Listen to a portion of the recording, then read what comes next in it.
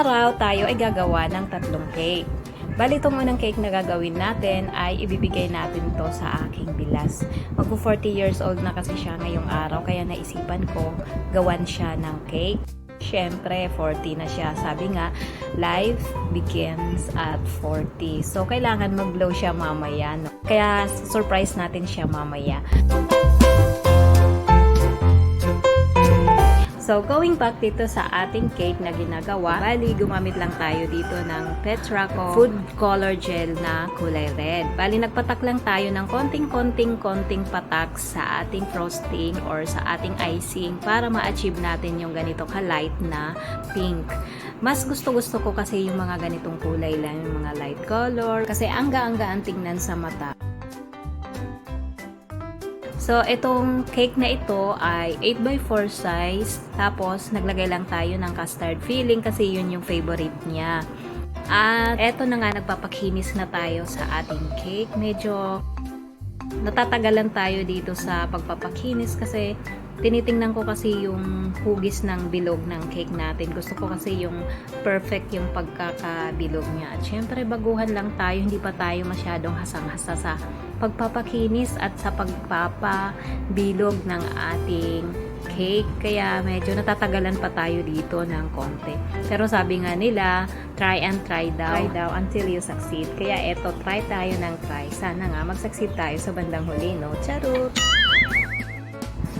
At ayan na nga, malapit na tayo sa katotohanan at naglilinis na tayo sa gilid-gilid ng ating cake. May mga konti-konti kasing kalat siya ng icing, kaya kailangan natin yung linisin.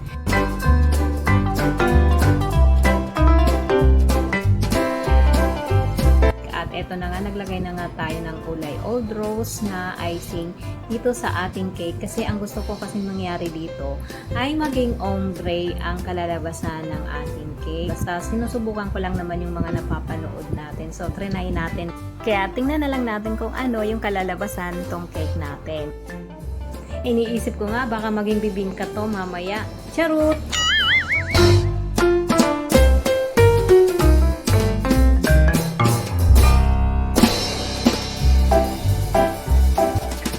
Ganyan talaga ako pag hindi pa masyadong perfect sa aking mata, kailangan ko talaga yan ulit-ulitin. Kaya paulit-ulit tayo dito magpakinis ng ating cake hanggang maging okay na ang lahat.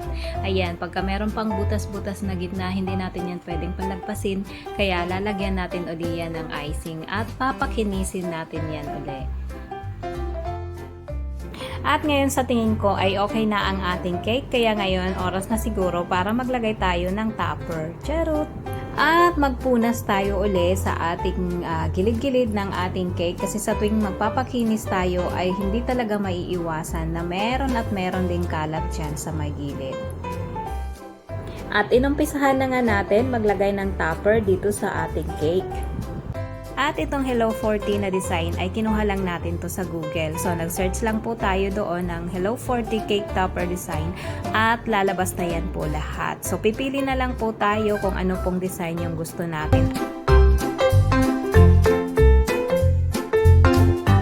Para sa karagdagang kagandahan ay nag-pipe na rin tayo dito ng kulay old rose na icing on, di ba? Parang lalo siyang gumanda. At ang gamit natin dito na tip ay 1M pa rin. Ayan.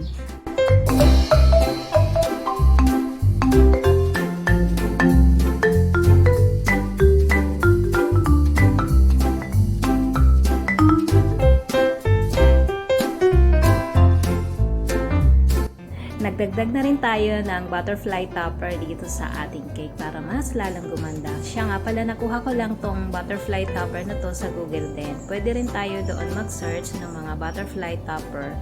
At itong dragees naman, nag-add din tayo ng kulay silver na dragees para mas lalong tumingkad yung kagandahan dito sa ating cake.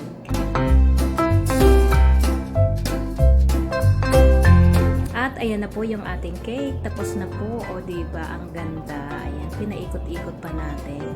O, maganda ba?